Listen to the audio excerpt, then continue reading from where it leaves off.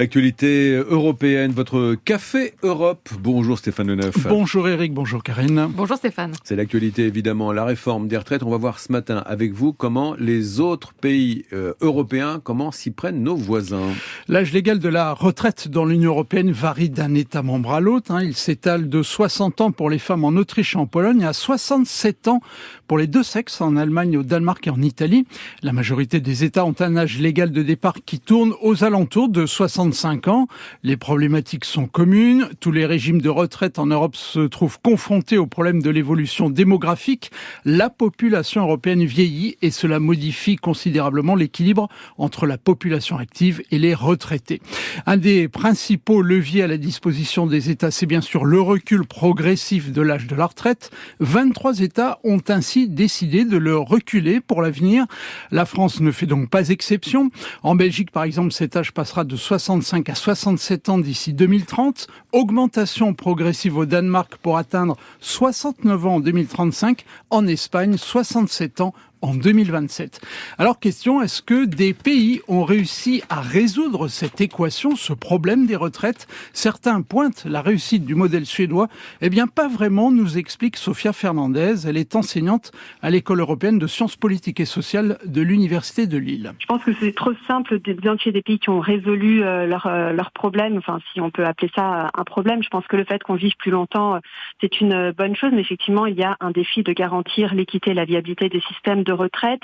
Certains pays ont mis en place des réformes qui peuvent attirer l'attention. Après, je pense qu'il est quand même important de souligner que c'est un défi qui est en cours et dont on connaîtra les résultats dans les décennies à venir. Donc on ne peut pas dire aujourd'hui qu'un pays a trouvé la solution magique et encore moins dire qu'on pourrait adopter en France une solution qui a été mise en place par un autre pays et qui connaîtrait de bons résultats. Alors souvent on prend l'exemple de la Suède pour souligner qu'on peut partir à la retraite à partir de 62 ans. Quand on regarde l'âge effectif de départ à la retraite, on voit que les Suédois partent aux alentours de 65 ans. Mais la Suède a quand même des éléments à prendre en considération, notamment le fait il est possible de partir à partir de 62 ans, mais il y a un ensemble d'incitations pour que les travailleurs qui le souhaitent puissent prolonger leur vie active. Et cela se traduit notamment par un taux d'emploi des seniors très élevé, le plus élevé au sein de l'Union européenne, autour de 77%. Donc il faut des incitations. En Suède, par exemple, il y a des réductions d'impôts pour les travailleurs qui prolongent leur vie active. Il y a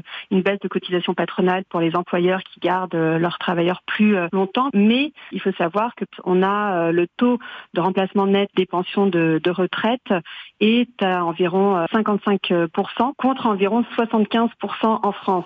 Sofia Fernandez, enseignante à Lille, à propos des retraites en Europe. Stéphane, l'Union européenne et l'Indonésie souhaitent conclure un pacte commercial cette année, en 2023. Ce serait un accord de libre-échange. Les négociations débutaient en 2016, des négociations compliquées par la politique européenne de défense de l'environnement et de lutte contre le réchauffement climatique.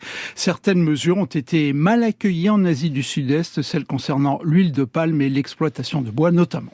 L'actualité européenne, c'est aussi l'Union qui veut renforcer les protections des abeilles. La Commission a fait cette semaine de nouvelles propositions pour enrayer le déclin alarmant des abeilles. En 2018, l'Union avait déjà adopté des mesures, mais avec beaucoup de lacunes. Bruxelles souhaite renforcer ce plan en inversant le déclin des pollinisateurs d'ici 2030. Aujourd'hui, une espèce d'abeille sur 3 est en train de disparaître dans l'Union européenne.